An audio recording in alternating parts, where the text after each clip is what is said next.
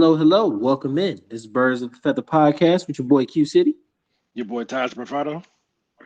And this is episode 32, Riding with Ritter. Your boy showed out this week. So we about to look at last week versus the Texans, look at next week versus the Commanders. Check out what's going on in division. Look and see how we did last week on Give Me Props, and then some city talk at the end. So come along with us. Enjoy this ride.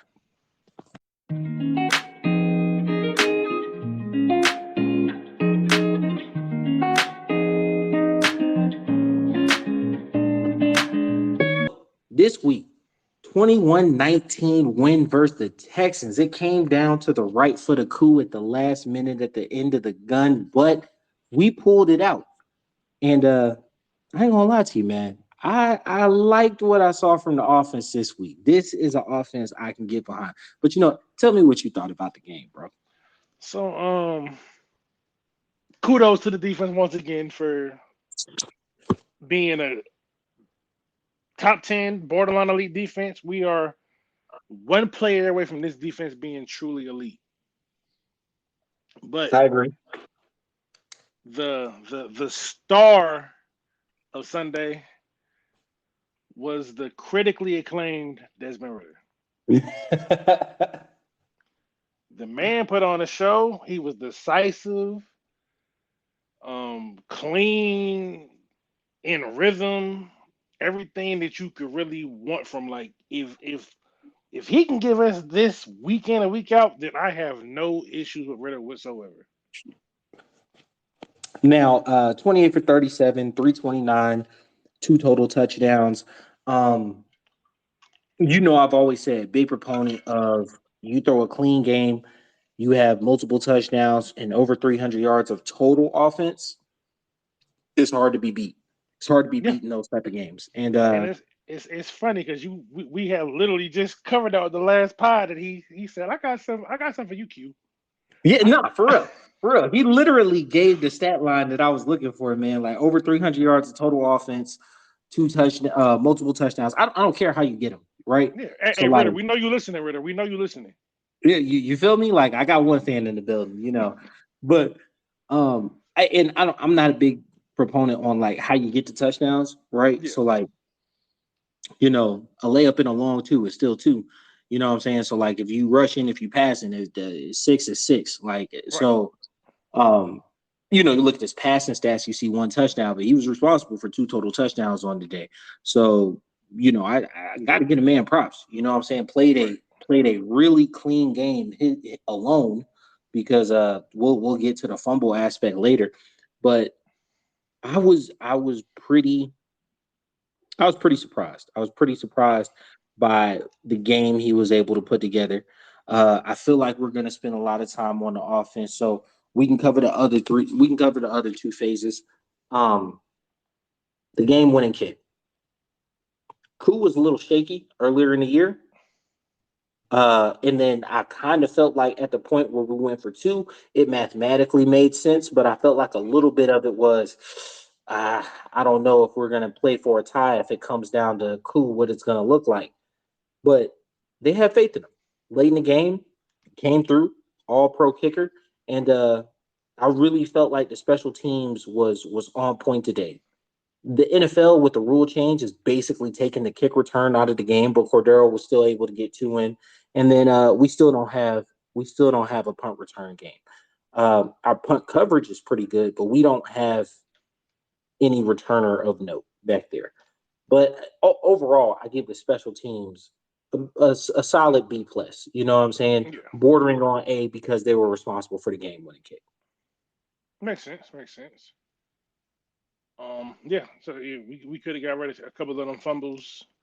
Things would have been a lot better, but I mean, and the game would have been as close. The game that would have not been as close if we didn't fumble some of those. But I'm glad to see that Ritter is finding rhythm with Pitts and London in the same game. And that's big. That is big, right? Because like it's usually this pick, this either or type thing where London gets 8 targets and Pitts gets 2, or Pitts gets 7 targets and London gets 3. You know what Right. I'm saying? So Uh, it's nice to see it being fairly even. So all the way through. And I felt like, that last drive maybe kind of skewed it a bit because London did get 3 targets and 3 catches on that last drive. I mean, But yeah, but hey, prior to that point, he had 5 targets, 3 catches, and I think he was at like 30 something yard or 40 something yards before that last drive. So, mm, I feel like you still not a great day, especially in terms of how much he was passing the ball. But I felt like you said, he was targeting both of them. He had 28 completions, 13 of them were between Pitts and London. yeah, Now, and that's what you want. that's what you want. That's what you want.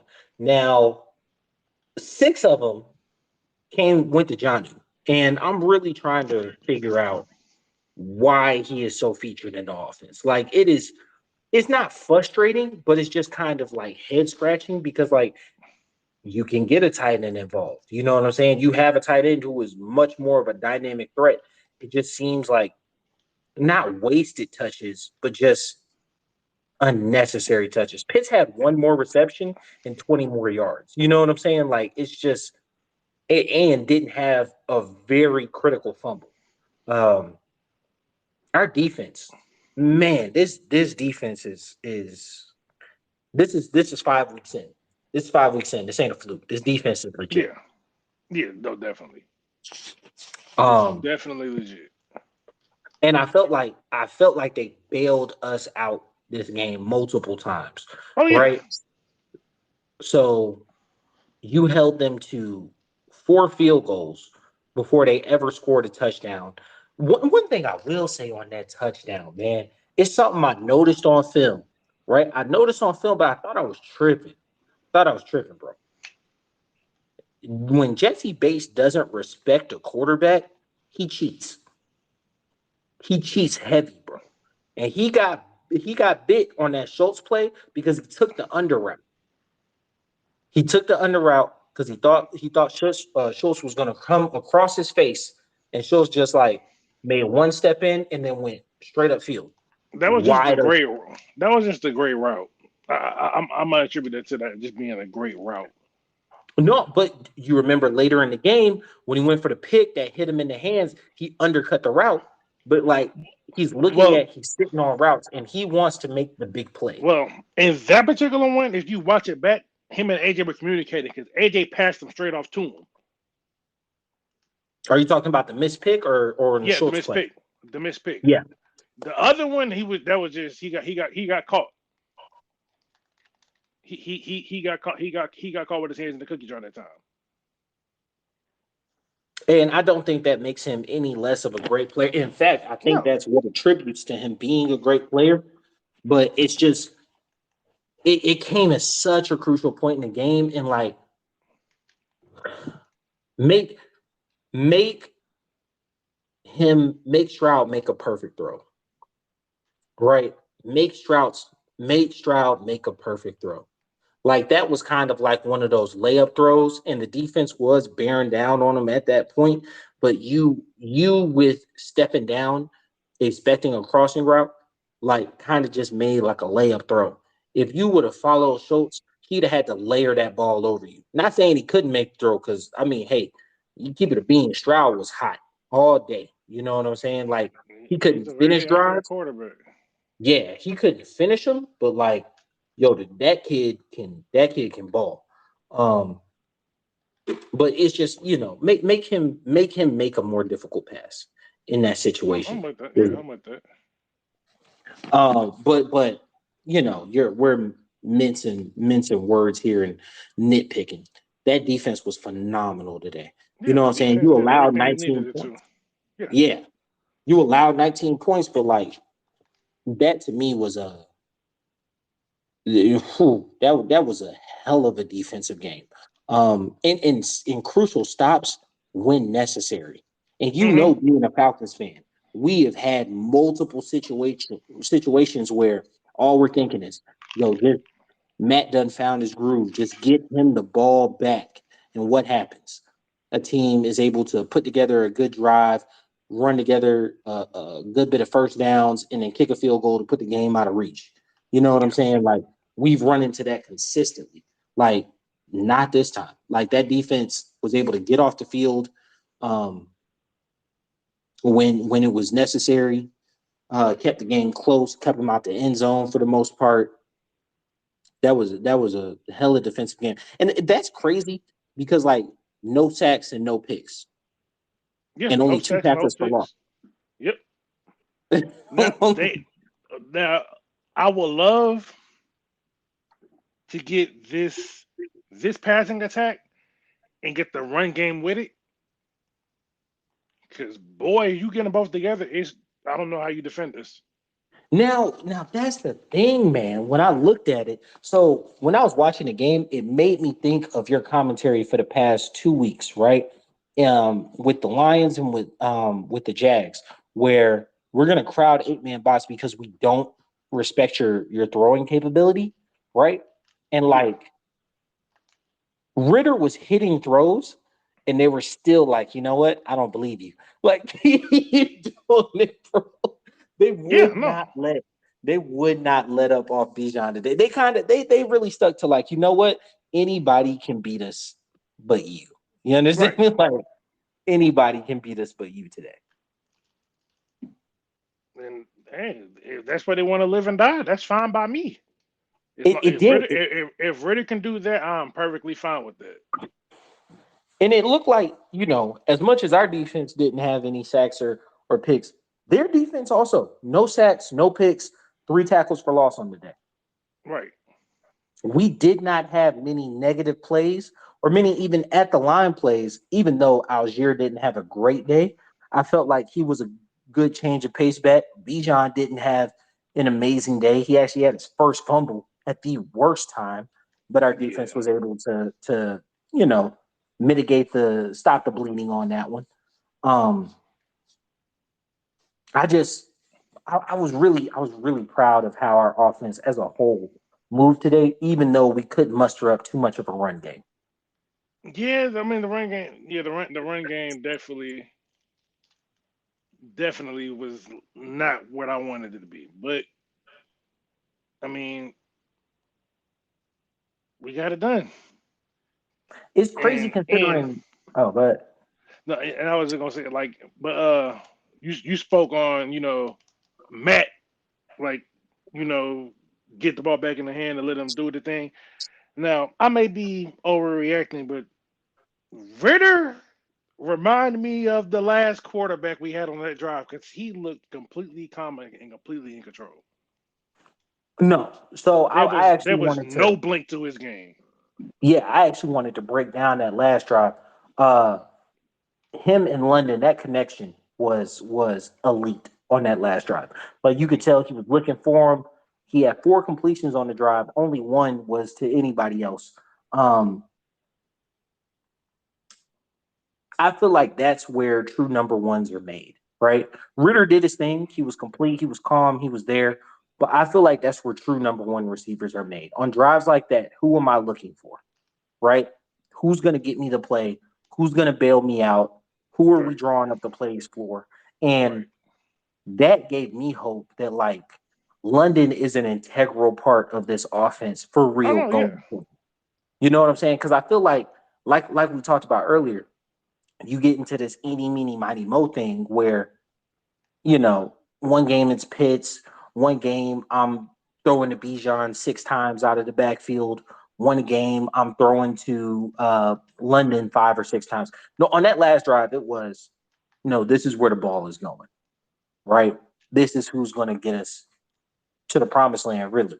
And that really had me thinking, like, okay, you recognize what talent you have in London. Not to say Bijan and Pitts aren't absolutely elite, amazing talents, but like you have a true dominant number one wide receiver, and you yeah. need to build that up. He just does it in a different way. He's not winning with separation. He's winning just by he's just gonna little boy you Every time, every time. And because that his back shoulder passes, throw you can't stop it. You can't stop it, bro. because it's like what impressed me most about the game, but not even Ritter's decisiveness, it was his ball placement. Because it Hmm. seemed like he was putting the ball Hmm. exactly where he wanted to. Now, just the contrarian in me, the little nitpickiness in me. I felt like his ball placement for London was specifically meant for him to catch the ball and the offense advance in that situation. I felt like his ball placement to Pitts, because Pitts, but he had 10 targets. I felt like his ball placement to Pitts was, I'm leading you where I want you to go, keep running, right? No, yeah, And it's the I don't routes. Yeah, and I don't think him and Pitts have that connection yet, right? I feel like him and London do, and maybe that's just a they came in together. Maybe that's Pitts played a year with Matt, then he played with the bullshit that was Mariota, then he got hurt. You know what I'm saying? He hasn't built that yet, Yeah. but like when and I think Janu has that, which is why you may see him as a more featured part of the offense, regardless of whether or not I feel like he should be getting targeted that much, is because like he's getting the ball, like even on his Well, hitch routes, well, he's turning around. the thing with Janu is like Janu is essentially our number two receiver. Like, In a no, I sense, mean, yeah. because the thing is with the Falcons offense is not a traditional offense in terms of target share. Like Matt Collins is basically like receiver number five. Because like number one is probably Drake, Pitts. Well, number one A and one B is Drake and Pitts. Yeah, that's Then that's where your eyes are going to go first and second, or first and and second, then like two A and then two Bijan. A two B is probably Bijan and Janu. Because the thing Hmm. is like Janu brings a different type of thing than Pitts does. He's not quite the vertical threat that Pitts is, but after the catch is where he makes his money.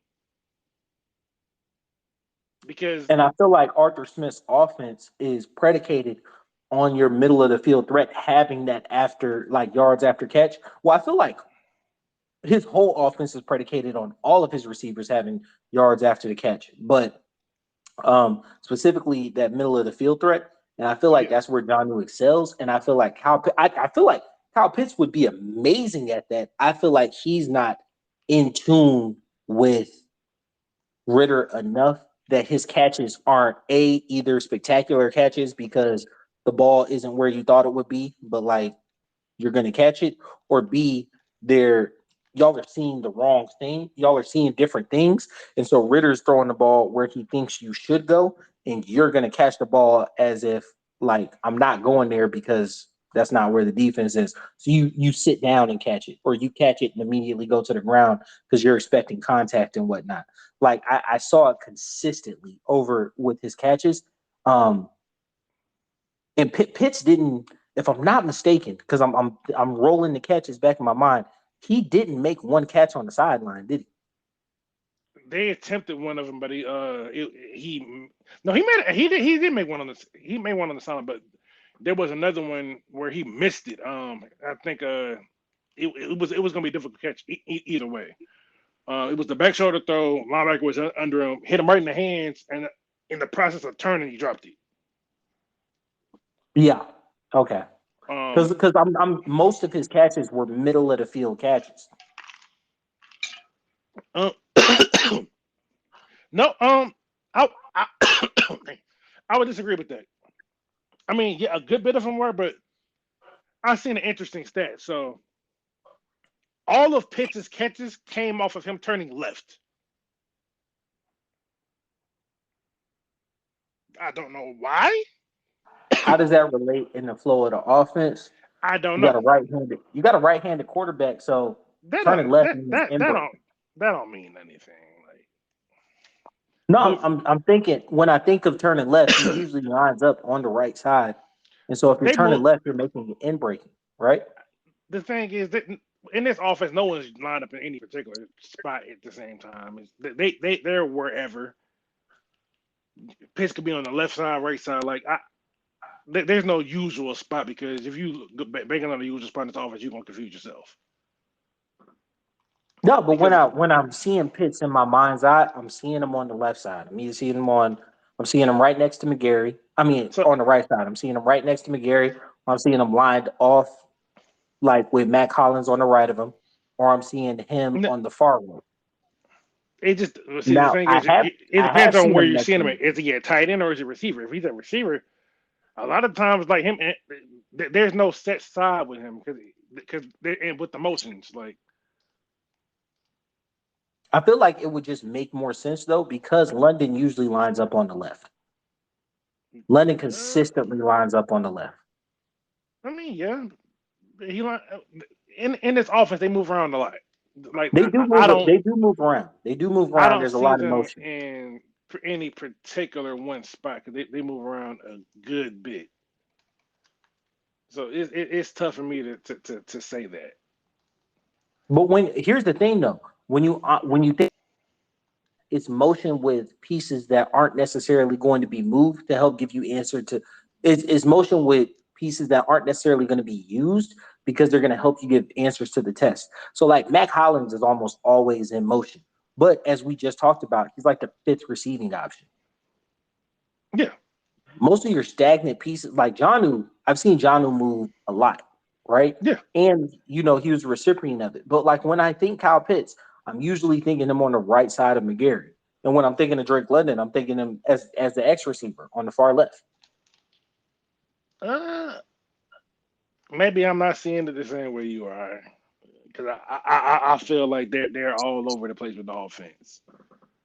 I feel like you have certain elements that can provide clarity to an offense, but like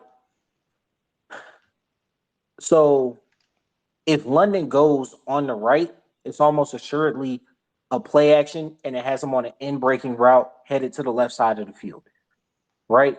And if Pitts is on the left, it's usually a down the field throw, like a shock play. No, I don't agree with that one.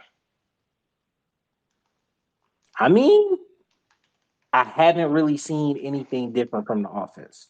I'm not agreeing with that one too much. Okay, go back to the Detroit game, right? Hmm. On the play that uh Laporta scored a touchdown on, you said they had Pitts run almost the same exact play and he missed it. What side did he line up on? He was on the right. He was on the left side No, he was on the because right. Laporta ran the exact same play. He was on the right. He ran from the right to the left. Drake London was on the left.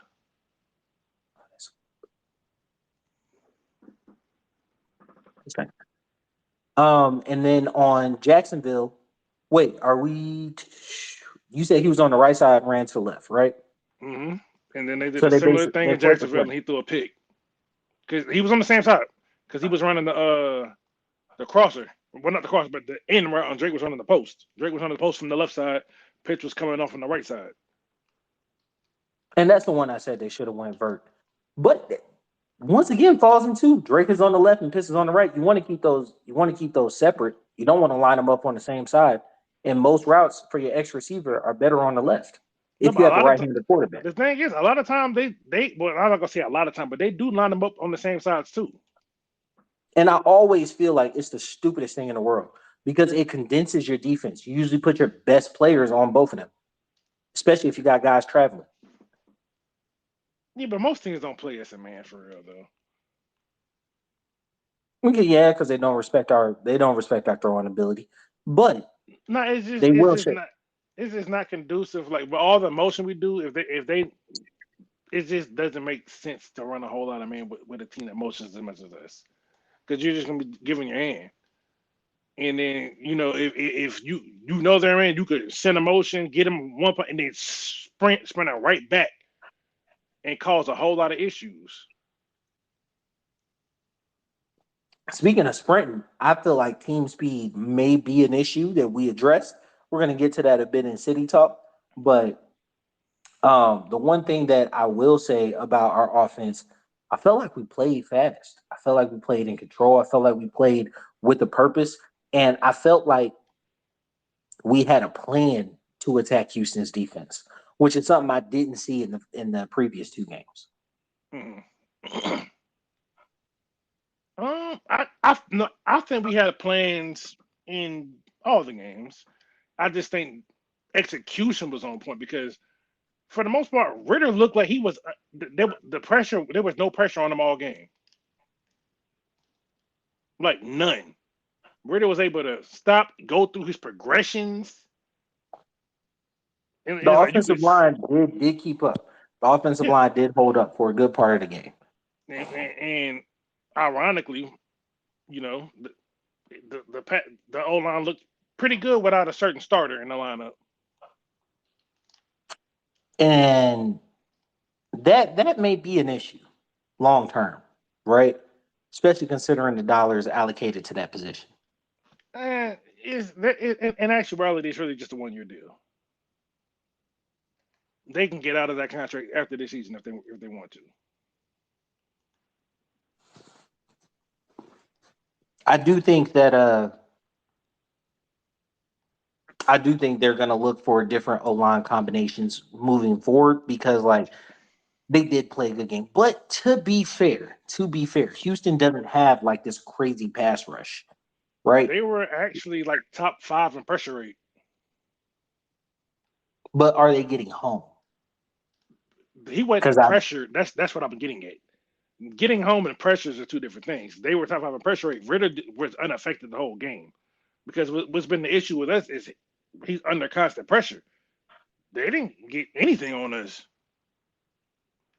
not for a good bit of the game, I felt like he was completely just really nonchalant to what was going on. And most of his misses came as throwaways. So I felt, he only missed 9 balls, but off the top of my mind, they're like 4 were throwaways. Yeah, Like, I'd be lying if I said I remember which ones was what. no, I like throwing out of pressure. Um, I didn't see no hit hand drops. You know what I'm saying? Usually it was like an overthrow. I didn't see no, hit your hands and just drop it. Oh, I well, think there was one. John Smith hit him right in the chest, and he dropped it. Okay. Yeah. Well, the one I was gonna say that was like kind of close was he overthrew Mac Hollins and he had got like a fingertip on it. Um, but then yeah, bam, that's 2, and then 4 throwaways. So what? You missed 3 passes. You know what I'm And saying? there And was one. He was. I think it was more so a communication issue with him and Drake because it looked like he was trying to get Drake to slow down, and he just kept going. I think it's an element of luck to it a bit, but I think those miscommunications in previous weeks were causing interceptions, and this week, that ball fell to the ground. No, I mean, I think he was just extremely decisive this week. When you being very decisive, you can get away with a couple more things. Well, we need this to continue as we go into the Lions Nest and head to DC versus the Commanders. No, they come to us. All right, I got to edit that part out then. All right, so I might keep it in. I might keep it in, but in all truth, so we need to. You know what? Look, bro, you just take us to the next segment.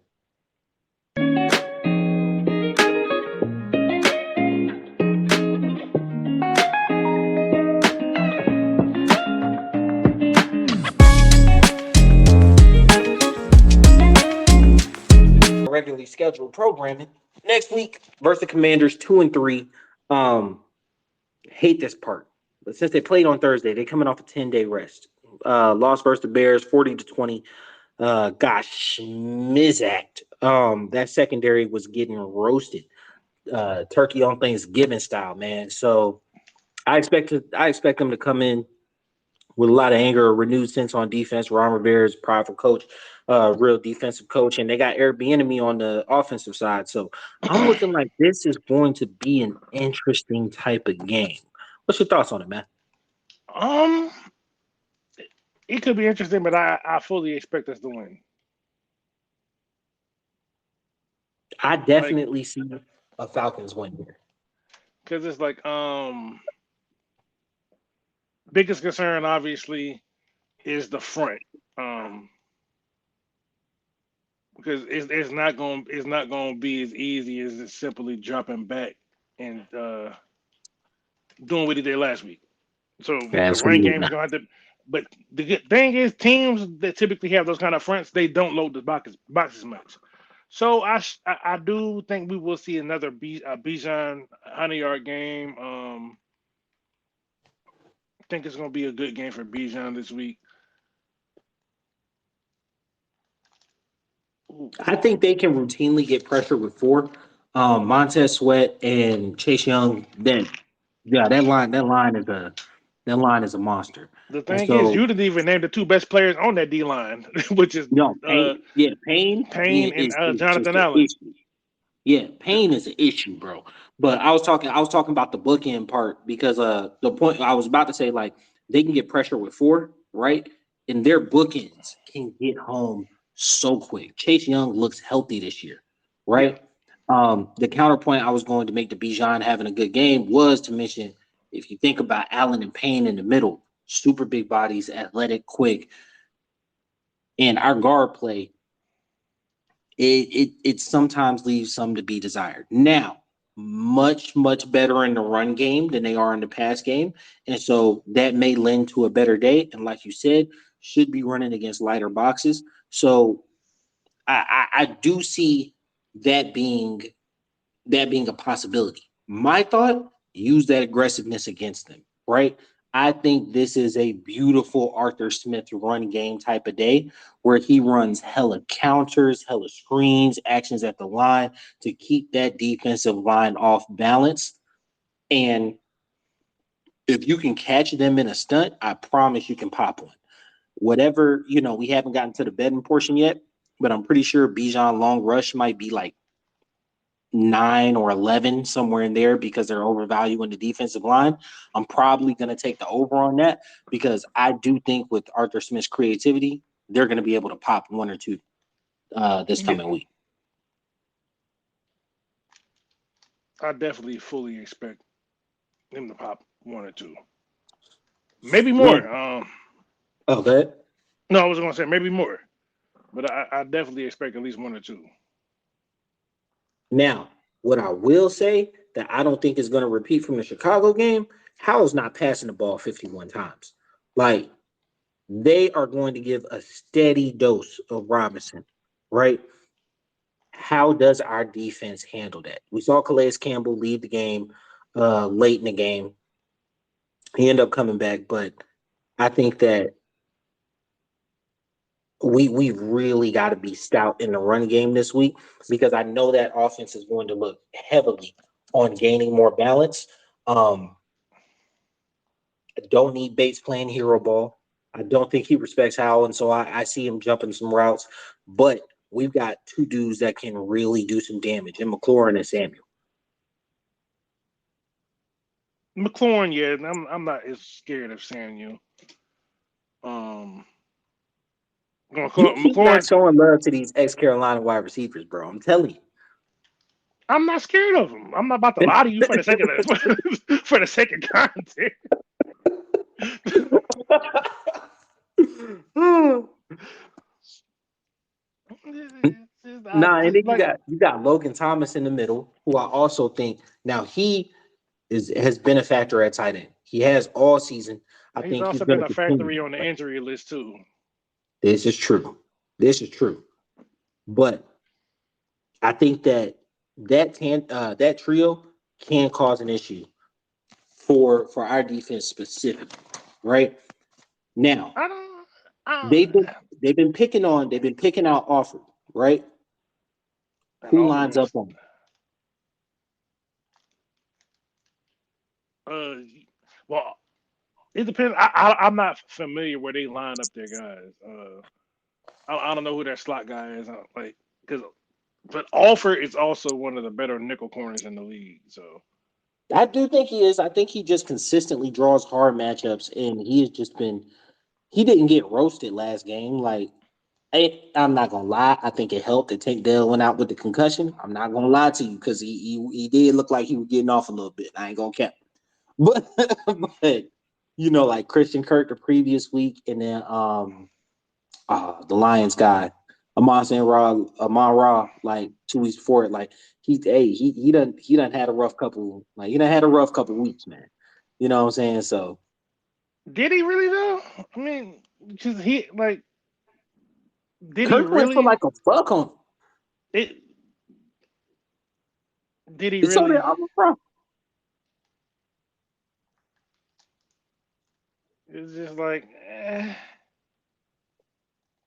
So what is your definition of a good game by nickel corner? it's because the thing is, the nickel, you're going to give it the most yard because you got to defend the most. Like the nickel guy's never going to be completely shut down. That's just the reality of that spot. It's too much. You're defending inside, outside. You don't have anything to protect you. Like an outside boundary corner, he can lean on that sideline. The slot guy can't do that. No, but that's why I am fine with slot corners giving up catches. Doesn't mean I'm okay with you giving up a lot of yards. He's not giving up a lot of yards though because he's making the tackles immediately. Because the thing is, the Falcons are one of the best teams at limiting plays after the catch.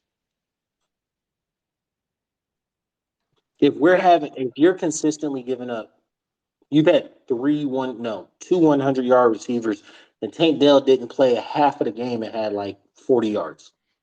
we've had two 100-yard receivers, but we're still like the what the like what a top four versus the pass. Now, hold on now. That could be a misleading stat because even when we had our terrible teams, we were pretty good versus the pass. And that's because like teams were able to get a lead on us and ran the ball. But now, if you But look conversely, our offense is a ball control offense, so it doesn't allow for a lot of time for the opposing offense to be on the field. I'm cool with complimentary football, okay, but you can't like lean on the stats without context. you no, but you can lean on that the past 2 weeks because versus Detroit, for instance, Detroit offense didn't do what they've been doing to everyone else versus us. Yeah, our offense just didn't show up there. I give you props on that one. Our offense just didn't So show up there. So so it's like it didn't look the same. But they you consistently kept the ball out of our hands and had a receiver go over 100, mainly on our nickel corner. but you also got to look at the time of possession in that game because that directly goes against what you were saying about us being ball control. No, Because I we were said having our offense didn't show up that game. yeah, so like we were having a whole lot of three and outs that game, so there wasn't a lot of ball control, and yet the defense still did great versus the pass. Great is a that's a strong word for what showed up in Detroit. I How felt like our they defense only gave up one touchdown. They gave up I one feel like touchdown. our So how defense kept us in the game, but like they were the able to the move up and down the defense field. did great. They only scored one touchdown. That's great. Considering what we couldn't do offensively and much of that on the field, that is great.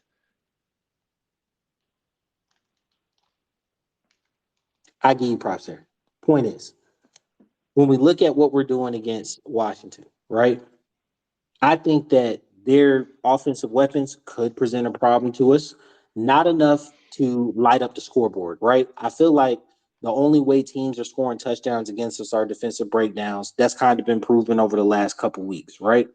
Mhm. Um, but that doesn't mean that they're not able to stay on the field and consistently move the ball. A lot of those drives are ending in field goals. We explained what defensive capabilities this team has. You talk about complementary football. I definitely believe that we could run into some issues with a similar game that we just had. You know what I'm saying? Multiple field goals on Washington's end, but then instead of us being able to score on our end, turnovers, not being able to move the ball, three and outs, just because of the pressure that defensive line creates. I mean, yeah, but With even with all that, I still think that we have a great chance to win this game. I just do not see as high of an offensive output as potential that I saw for Houston. So, like I said, they were going to score 24 in Houston. You said 27. I don't see that type of game here. I definitely see like a 20 to 12, 20 to 15 type of game here. I think we're okay. going to hold them to a lot of field goals, and like it's going to be a grind out to get to about 20 points. Now I know what's a dangerous game comparing like other teams, but if Chicago can do what they did to that defense, why can't we? I think, and this is not to crap on all that we just, all the praise we just heaped on him a second ago. You know what I'm saying? Um, the two pieces, not the offense as a whole, but the two pieces that dominated Washington for Chicago in Fields and Moore are more talented, or I would say more seasoned. No, Pitt. I feel like Fields has more talent. Fields has more talent than Ritter. Just raw talent. You talk about arm strength, being able to throw and deliver the ball, running ability, just more raw talent than Ritter. And I feel like Moore is a more refined wide receiver prospect than London. And because of that, those two pieces that were able to dominate, Washington are better than what we're bringing in. Like I won't say Chicago's offense is better than our offense. I'm saying like those two in particular in relation to how they dominated because it was 40-20, but it wasn't like, you know, Fields wheeling and dealing all over the place. Like Moore had 230 yards and three touchdowns. You know what I'm saying? Like it was really like when in doubt, throw it up to Moore, he'll figure it out. Like even that last touchdown that went like 45, 50 yards or whatever, like had the corner played that right, that was a pick six. You know what I'm saying? Yeah, So I would say like literally just those two pieces are a little better than what we have coming in. So that's why I wouldn't necessarily look for the same offensive output. but And I wasn't just talking about a one to one though, because I feel our offense is better than what Chicago puts out in totality. no, I would So agree with you there. so I would agree with you there. So then I kind of lean on previous games. Um, Regardless of how crappy he's playing this year, Russell Wilson is a better quarterback than Desmond Ritter. Judy is like a better receiving type of threat than London. Look at, they were able to put up 28 points on on Washington. They were able to put up like 28 or 30 or whatever. You know what I'm saying? I don't really count that last touchdown because it was a Hail Mary. So I would just say like 28 points. You know what I'm saying? Like you kind of look throughout the season, they haven't when they've been giving up big games, it's to like bigger quarterbacks, if I'm not mistaken. Like I'm running through them real quick. The Eagles put 34 on them, right? Like Jalen Hurts is a bona fide. Uh, Josh Allen put up 37 on them. The Broncos scored 33, but like I said, I don't really count that last touchdown. It was more so like 28. And then you know, the Cardinals, I wouldn't say our offense is as bad as the Cardinals, but like that game ended 20-16. And that's really kind of where I see the game. Like I don't see them scoring a bunch of points. I feel like you need to put some respect on our offense because I feel like you severely dogging us home. Like no, I just I because mean the thing is, I don't see us being all of Josh Allen. all of those teams, I think we're better than all those teams. You I think think we're we're better than the Bills, the Eagles, well, and the not the Bills and the Eagles, but the other teams, yes. Bills and Eagles, no, I do not think we're better than them. But the other teams, I do think we're better than them. I think we're better than the Commanders. So, and we have yet to see a clean, not a clean, we have yet to see a complete offensive game in one. I feel like there's a chance for that this week. We're playing at home again. Ritter don't lose at home. You he got doesn't. that last game. I think it re-energized the receivers. Like Drake London getting that catch on the sideline. The emotion. He was into the game. So them going into that knowing that I think sometimes you just gotta just see it in the game. Ritter just had to. Hey, I got these guys. I'm trusting them.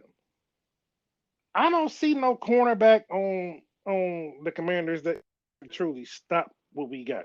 Yeah, they're not as seasoned as DJ Moore, but we have more than DJ Moore. Because Which is true. I think we they can attack them in multiple ways. My thing is just one, finishing drives, right? The fumbles killed us, right? I The mean, yeah, inopportune turnovers killed us. But fumbles is more luck than anything, and he didn't throw any interceptions this week. Uh, but continuing that all the way forward is I do think we're going to need to be in positions to kick field goals this game, and that's not any shade on our offense. I just think that I mean, overall, we have struggled getting the ball into the end zone. So to just say that, like, oh, we're going to have a 35-point outburst just doesn't seem I didn't say realistic. 35, but I do think we can hit 4 touchdowns.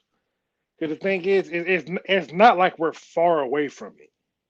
We're one or two things away from. Because if we didn't have those fumbles last week, I think we would have put up probably about 28 to 30 some points. The way that because we were moving the ball pretty very easily for the most part on that defense. Bro, Now, we haven't scored more than 25 this season. I understand, but you got to understand what I'm saying. We're only we're a matter of details away. It's small things. It's not like oh we just show we can't do it. It's the small things. Like in the first couple of games, it was we would have good momentum in the drop, and then penalties would kill us. No, no, no. I don't disagree with you there. I'm just saying, like, I've watched this team in back-to-back weeks score 13, like score combined 13, Yeah, and then you needed a last-second field goal to score 21, and you saying they can put up 4 touchdowns is wild behavior to me. it's not Like wild. that does not make sense. It does make sense if you're watching the game because you're seeing the framework is there. It's not like this, like this offense is capable of it. Whether or not you want to admit it, that's a whole other thing. But if you're Look, watching, you know that it's capable. when It's whether or not that it's whether or not when that we they played against dominant edge rushers, Lions, Jags, we played against dominant lines. We were completely stifled. I do not think that I don't think we should see lose this see game. see. Okay, Detroit I doesn't have don't a think that we should dominant. lose it. Detroit doesn't have a dominant line. They have a dominant guy. The rest of them is just who's who. They have a dominant guy though. Okay, well, we Jacksonville, showed we couldn't block the dominant guy and it let no, the line get off. no, that's just the O line had their own issues because the offensive line been struggling for the most part. Whether it be the Panthers, the Packers, the offensive line has been struggling. This was the cleanest game they played all year. No, absolutely. And so that's what Now, I'm saying. We're now, going into a game where the opposing team's strength lies on their defensive line. For me to be like, oh yeah, no, I see even a 20 now, point, a 28-point outburst to me would seem disingenuous when I've watched this line. Like I've now, watched each and every now, game. I've seen the issues that they're no. consistently running into. I've seen the issues. However, we have, given that this is the most talented D line that we've seen all year, teams with this D line tend to just let their D line handle the run and they don't stack the box. If you're not stacking the box, you're not stopping our run game. Like I said, I feel like we have opportunities to pop runs. I do. So, Now, so will I those pop think runs if end you, in the end zone? I don't know. I can't say that. I don't know if the runs need to end in the end zone, but the run opportunities are going to be there this week. And when you have the run opportunities there, it's going to allow, as long as Ritter could just bring on a little momentum from last week, it's going to allow this offense to unlock another level. Because all it is you're building every week. You're building every week. That was last week was a very critical building block going forward because it showed us a glimpse of what this offense can be. Because the thing is, we still don't know what the offense is truly capable of because we ain't seen the complete game yet. We don't know what this offense looks like when everything's clicking. I mean, Now if you want to we don't. live, you're We not gonna play too many games where your run game is over 150 yards and your passing game is over 300. Like, no. I'm not talking about the numbers. I'm talking about just total. I'm not looking at statistics. I'm just saying we ain't seen the offense where we got the run game going and the pass game looking good, being efficient. We haven't had that yet. We haven't had a game where both aspects of the offense are both equally efficient. And I think we're building to that.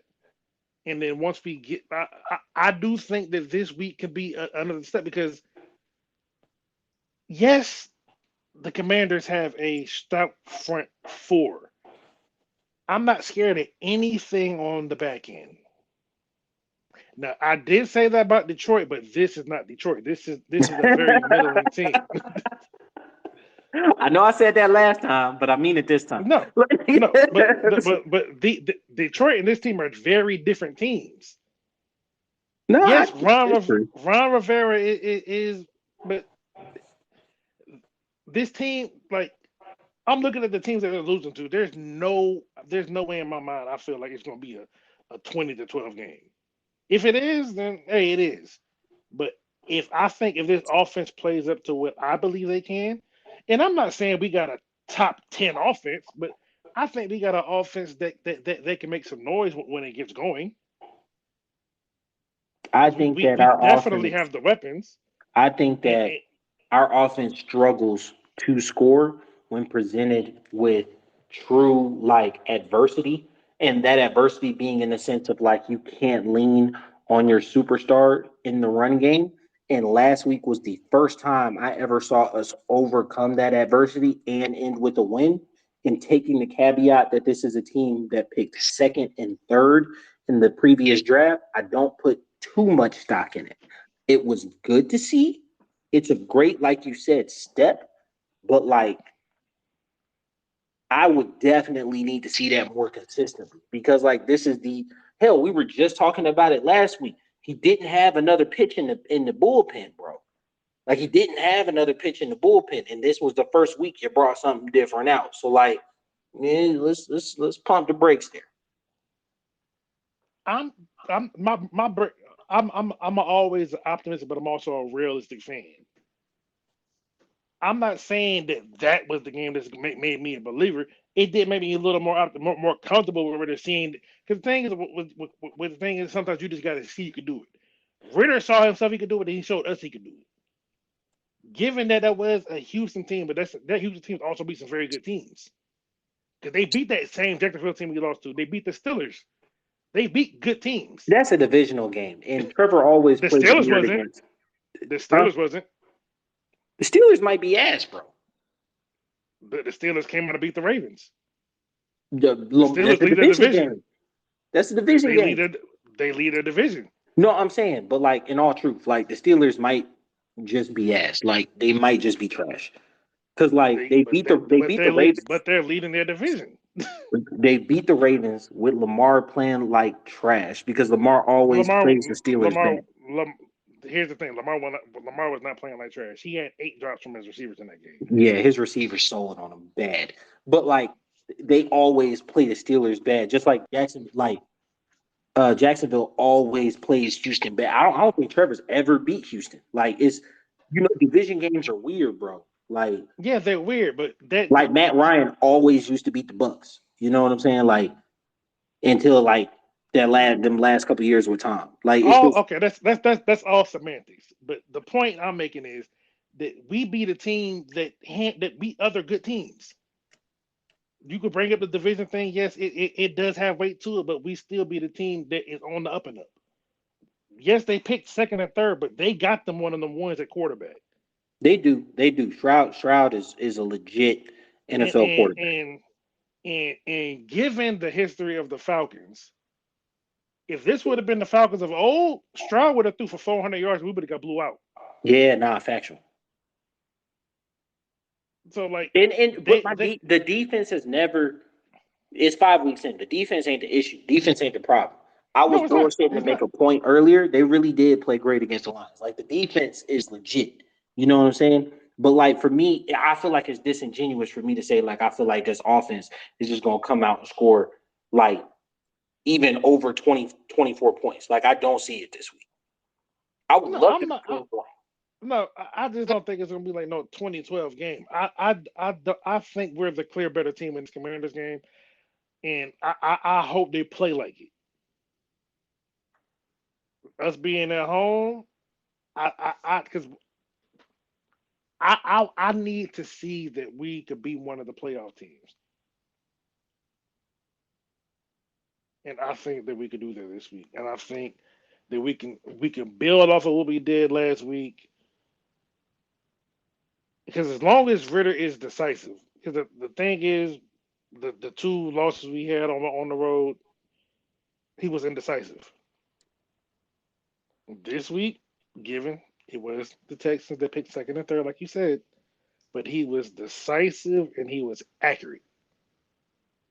He also faced no pressure, like you pointed out. I don't think Yeah, that's going to be the case this week. no, it's not gonna be the kid. But the thing is he went even if there was the pressure, he wasn't holding the ball long anyway. Because like I said, he was decisive. That's the key part. Because it's like it ain't like he was holding the ball. He was boom, 1, 2, click, go. It ain't like he was just sitting there like, oh well, okay. Like if you look at how the Texans looked on offense versus how we look, there was times where CJ was out there just patting the ball, just like, dang, okay, where I'm gonna go, where I'm gonna go. Oh, there it go, boom. Ritter wasn't doing that. It was 1, 2, 3, let it go. As long as he can do that, I think we'll be fine. Well, you mentioned playoffs, and I got to do my Jim Mora voice. The playoffs. We're gonna check and see what playoff standings look like. Yes, at week 5, next in division.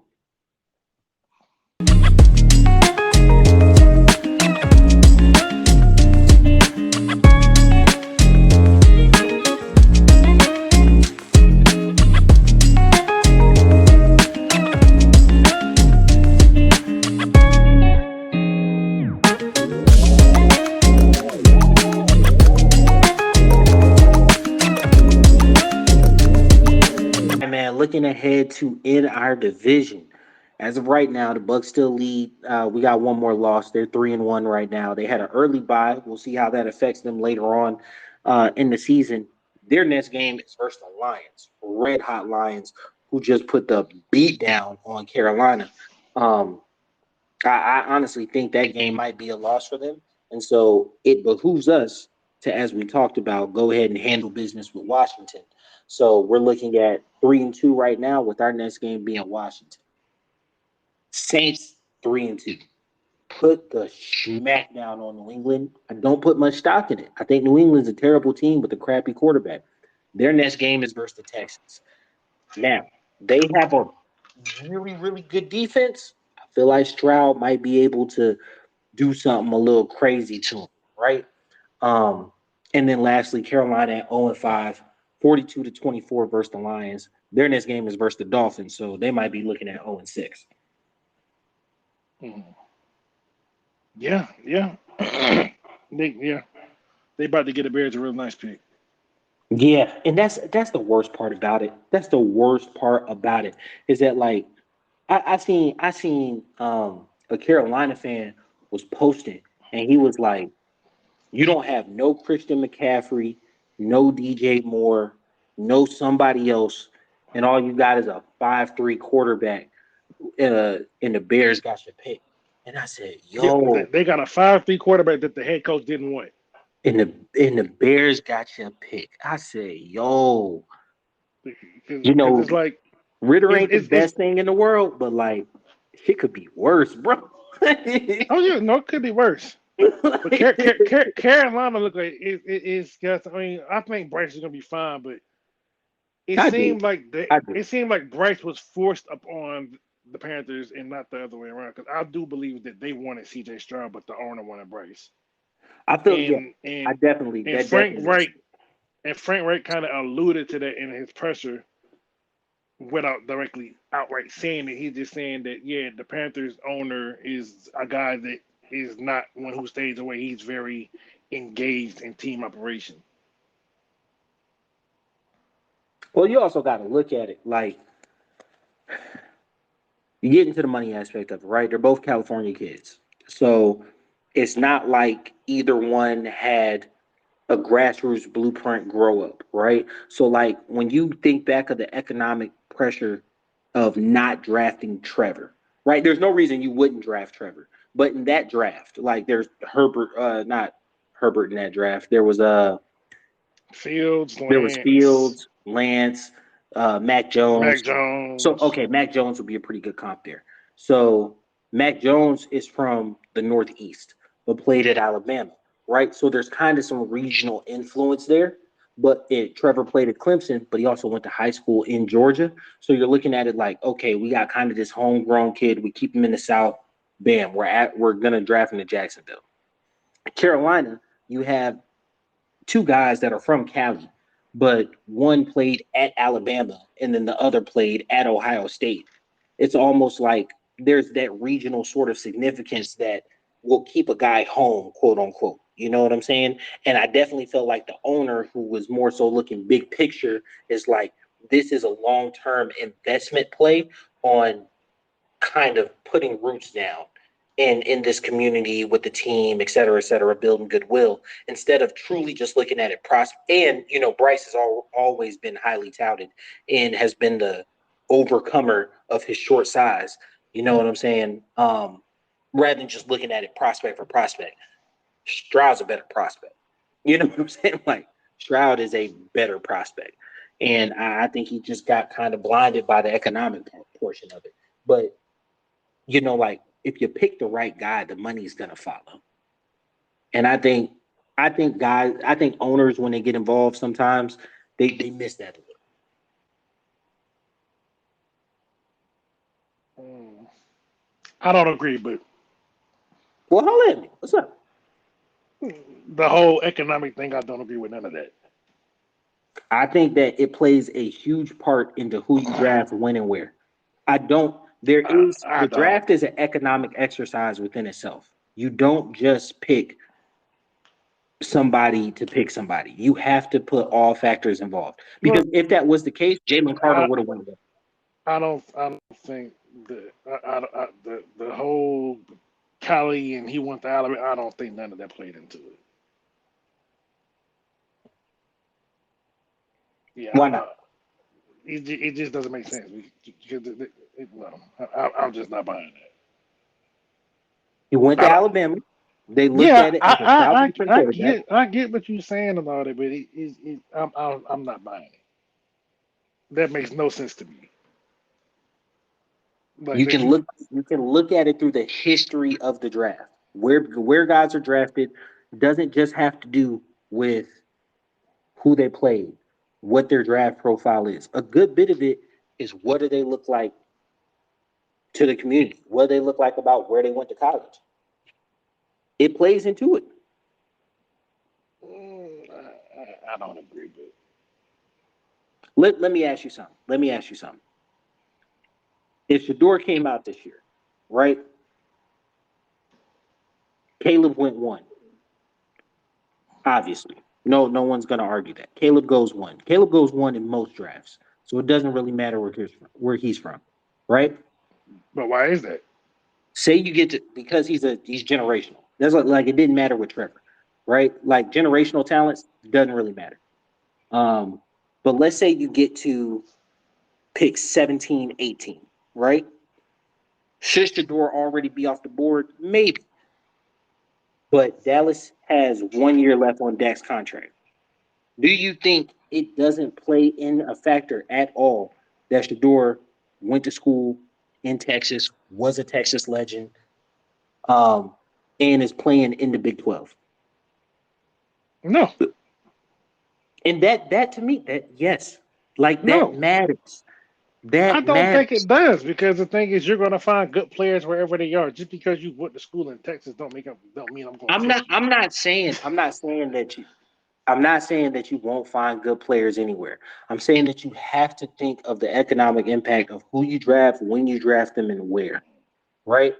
Look at I look mean, at the other Arizona. stuff makes sense, but the where are you from don't make sense because like Bijan's from Arizona, went to school in Texas, and he's in Atlanta. Yeah, because like you had a great player fall to you. In all truth or honesty, I honestly believe that Atlanta would have chosen Jalen Carter. They just couldn't deal with the character stuff, and so they picked the next best player on the board. So that just throws out your whole economic thing. Then That's not necessary. No, I'm saying it plays a part. I'm not saying it is the main overall factor. I'm I saying don't. it plays a I part. think it plays a very minuscule part, if anything. I don't think that's a major deciding factor in anything. I think it's a push factor when you have I two don't think so. prospects that are close. It is a push factor. I You don't got think one so. guy who played in the SEC, which is looked at as this dominant conference, this above all conference. You're in the Southeast, right? As compared to a guy who played in Ohio State, right? And you got to factor in the last couple quarterbacks that came out of Ohio State are, oh, bam, really system guys. Didn't really make it in the NFL, right? His closest comp would have been Dwayne Haskins if you're just looking at Ohio State film, right? So it's like if you miss, it's almost easier to miss on a kid that's from around the area or that people perceive was a slam dunk type of thing, right? The time and time again during the draft, the media shows us that they don't know shit. I believe that part. I believe that part.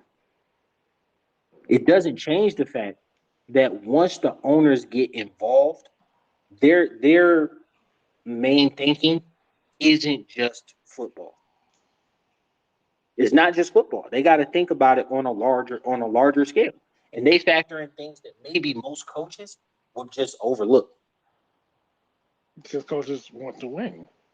which That's is the true. most important part. Which is true. But I'm saying on an owner level, they factor in those things. That's why Jalen Carter got taken off boards, right? Because like Jalen Carter is a better football player than Bryce Young or CJ Stroud. Jalen Carter is legit one of them ones. He would have went number one overall, right? But once you get to the ownership level, once you get to the C-suite level, right? You got to understand that making this type of pick is going to have further economic ramifications on your team. Bad publicity, you know what I'm saying? Moms against drunk driving, uh, drag racing things. Like, okay, I'm not going to deal with that, right?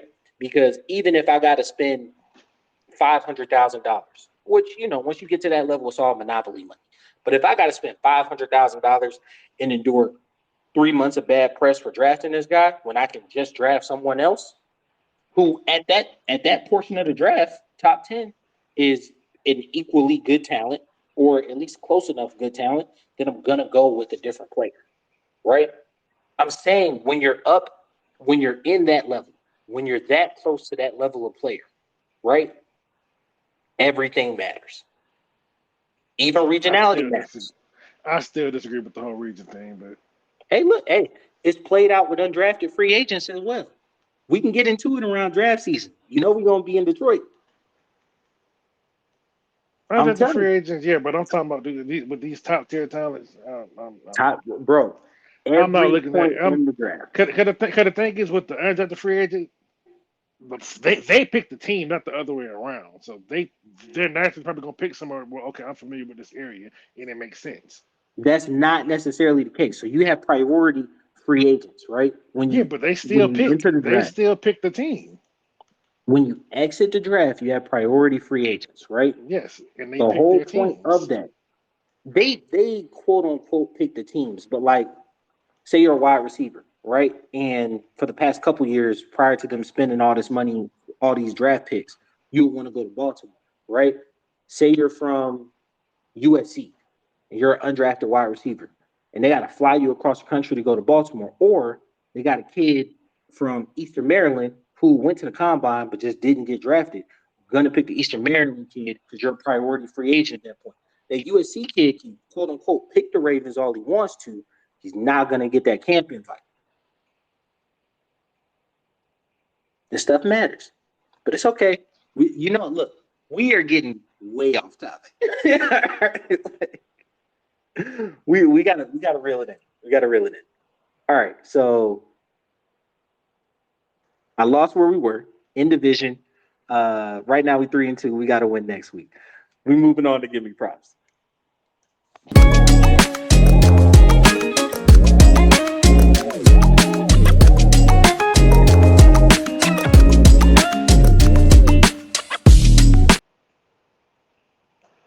You ain't got to talk about Colorado. We can make fun of Miami though. Ah, Jesus, that shit hurt. All right, I let it get to 114. I'm trying to figure out what the hell he was doing, bro. Like it didn't make. Just kneel the ball, get up, go on. They had no timeouts. You run the ball in front of them. Like that. That's on the coach. I just ah ah. I really wanted Lou to be honest, because like you fucked me, bro. Like you know what I'm saying?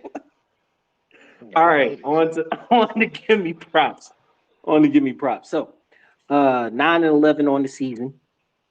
Taj 0-1 on the season. I'm gonna go with you first. The Bijan anytime TD, It cash. hit. The Pitts anytime TD didn't. Did not carry. Right. But I'm that was I felt like there you are were on no the right wrong. side of that. I felt like you Yeah, were on the right side of that. yeah. My thought process was correct. Is just it didn't get the touchdown, Nah. but they definitely got him going in the game. Yeah, yeah. 7 for 87. Like you were definitely on the right side of that. You called a Kyle Pitts breakout game. So 1-1 for the week, 1-2 on the season. Slightly under, but looking ahead on to the right track. You know, if you bet more, you can win more. I'm just saying. Anyway, me 9-11 on the season, and check out this week. Check out this week, bro. Algier 12.5 is the longest rush.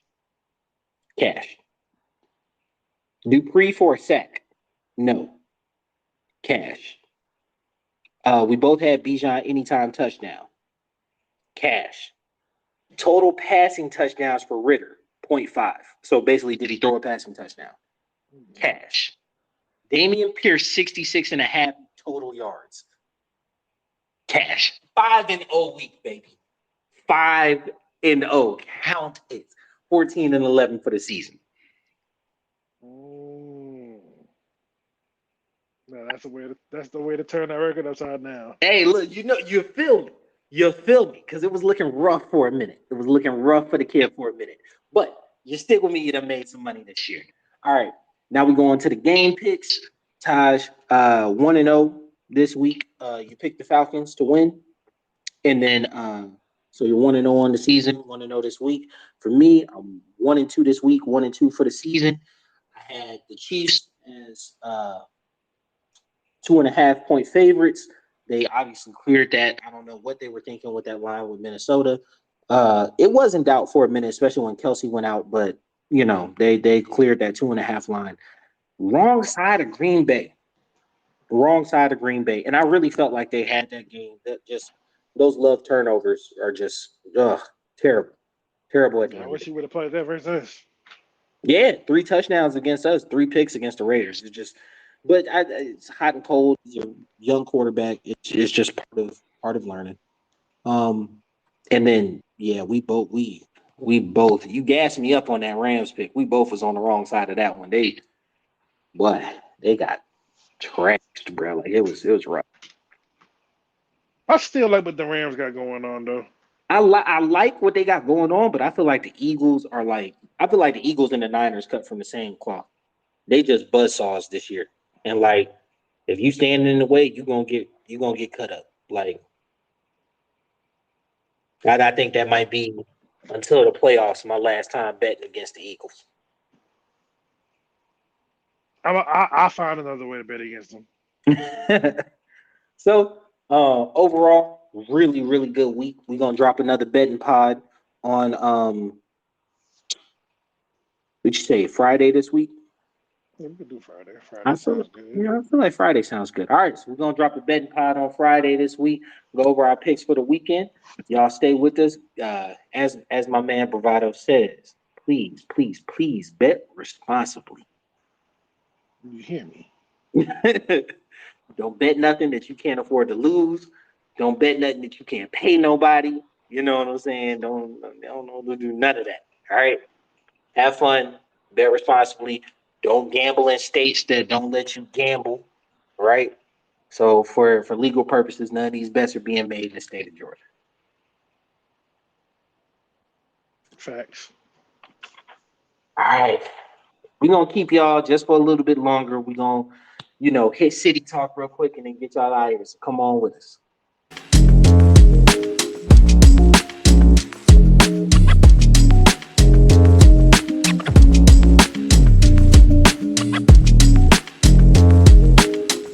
So city talk. Now, one of the main reasons that I put you, like, I was like, yo, hey, bruh, if I'm going to do the pod with anybody, I wanted to do with you. Because, like, I respect your football mind and we can go back and forth. You know what I'm saying? You got points, I got points, whatever, blah, blah, blah. But you make extremely valuable points because you watch film. And one of the things that you pointed out was that this offense was missing, the next evolution of it was a true deep threat, right? And Scotty Miller is supposed to be that, just really hadn't turned out. So the Yeah. Falcons get Ben Jefferson in a seventh for a 6th round pick. The guy averages 15 yards per catch, like right around 14.8, 15 yards per catch for his career. He can get down the field. Yeah. What was your thoughts on the? He What was your thoughts on it, man? the trade definitely caught me completely off guard. But it's a trade out because like I've liked Van Jefferson's game from afar. I've liked seeing him with the Rams, you know. Um, and I think he could like once he gets the offense and all of that, I think he could definitely make a home and maybe he plays himself into like a maybe like a 2 or 3 year extension with us. So I'm trying to figure out where exactly he fits on the offense. If he's even like a piece in the offense, I feel like the personnel grouping that we were talking about that contained London, Patterson, uh, Pitts, Pitts, Bijan, and uh, oh, I'm having a brain fart on our second running back. Oh, Algier, Algier. Algier, right? Uh, Yeah.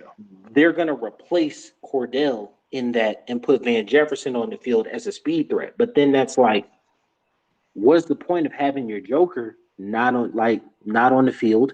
And then it's like I don't see him taking Mac Hollins' role because Mac Hollins, if anything, has shown himself to be an indispensable run blocker, right? And then having But him on the hold up, field. but hold on.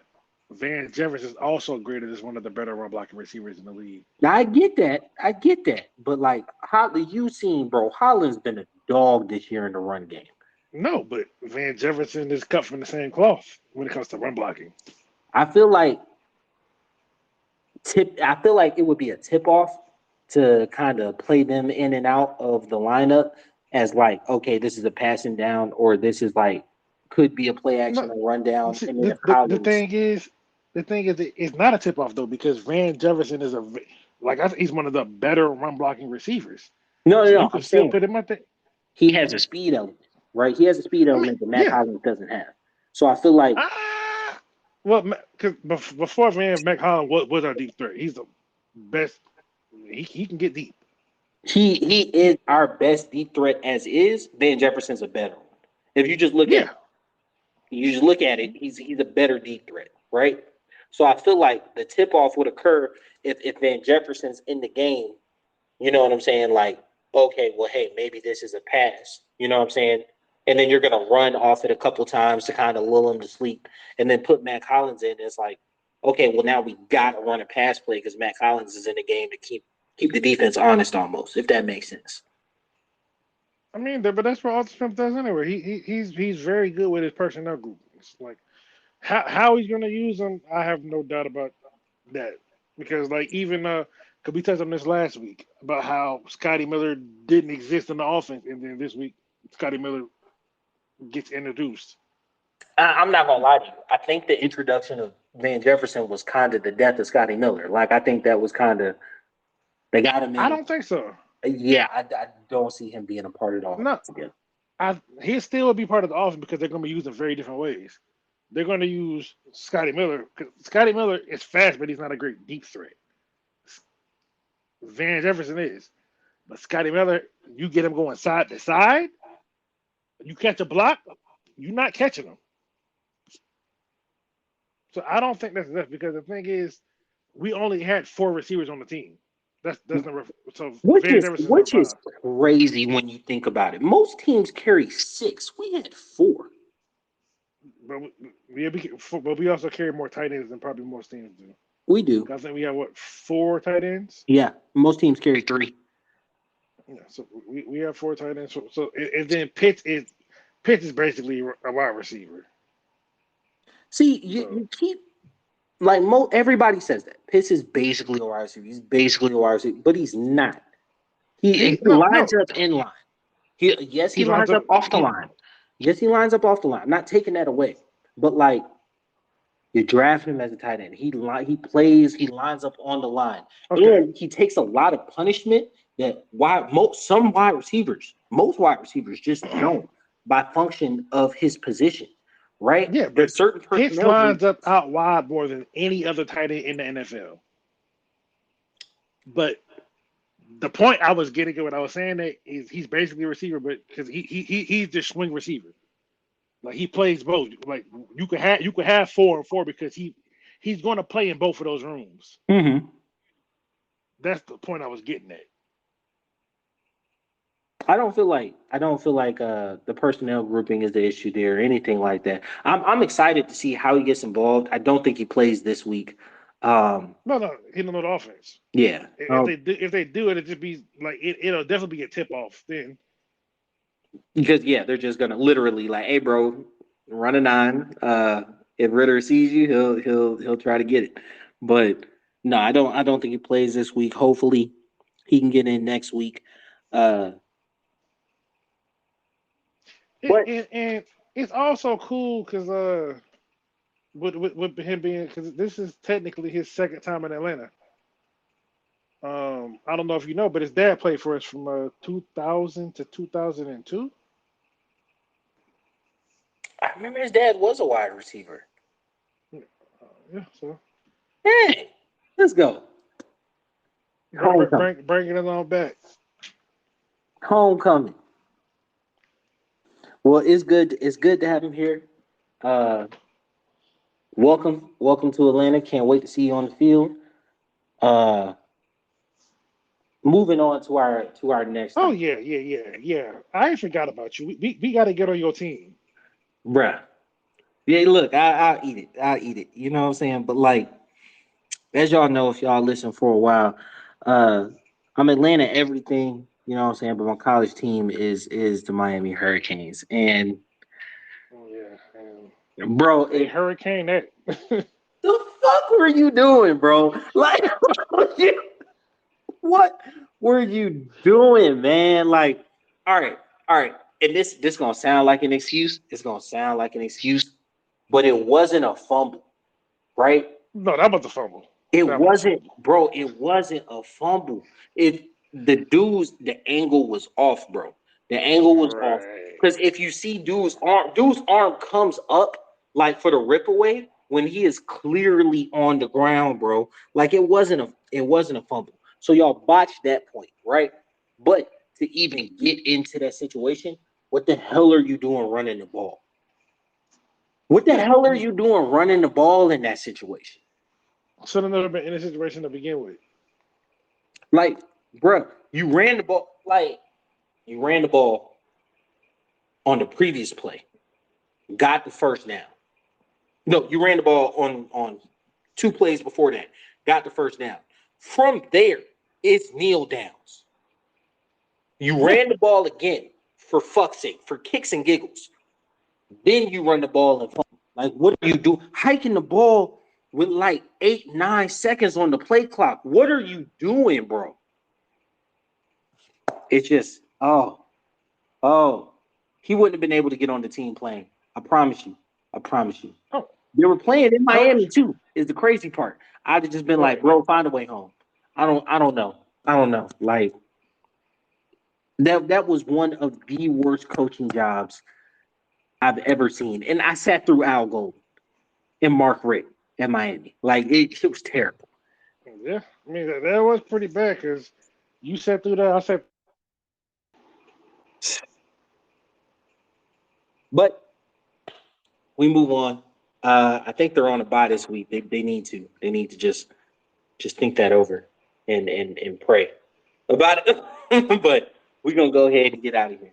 All right. It's been your boy Q City. Your boy Taj Bravado. All right, y'all come back with us on Friday for the betting pod, and we out.